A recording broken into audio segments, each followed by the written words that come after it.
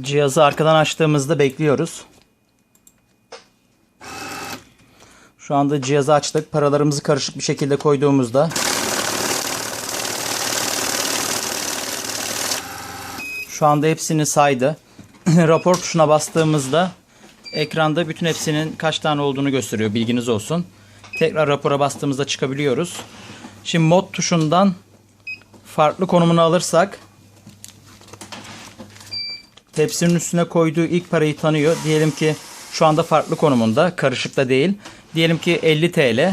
50 TL'yi koyuyoruz. Bütün paraların 50 TL olmasını istiyor.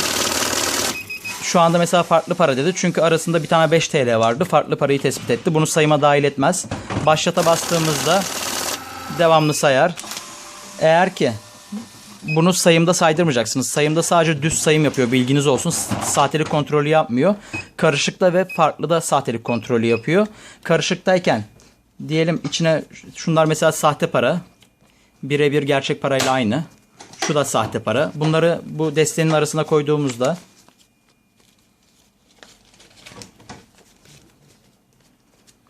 şimdi karışık konumundayken paraları koyduğumuzda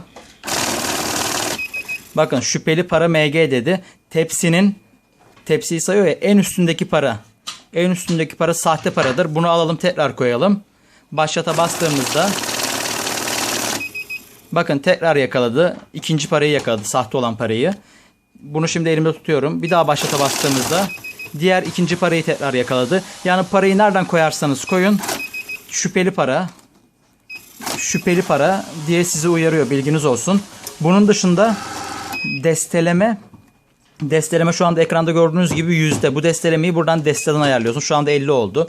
20 oldu. Mesela 20 yapalım. Paraları koyduk. 20 tane parayı sayınca cihaz durdu. Bunu aldığınızda sıfırlar. Tekrar 20 olduğunda durur. Yine 20 oldu. Bu şekilde. Bu desteleme her zaman yüzde kalması iyidir. Ekle tuşu ne işe yarıyor? Diyelim ki ekleyi aktif edersek bakın ekranda ekle aktif oldu şu anda. Şu anda kapattık. Bunu açtık diyelim. Kasadan belli bir para aldık. Koyduğumuzda şu anda saydı. Bunu aldığımızda ekran sıfırlamaz. Başka bir para koyduğumuzda üstüne sayar. Yine rapora bastığınızda size toplam sonucu ekranda gösterir ne kadar olduğunu. Hız sabit zaten 2'dir. Bunu 3 yapmanıza gerek yok veya 1 yapmanıza gerek yok. Bunun dışında sil tuşu ne işe yarıyor? Diyelim paraları koyduk. Hepsini saydı. Sile basarsanız komple ekranı siler.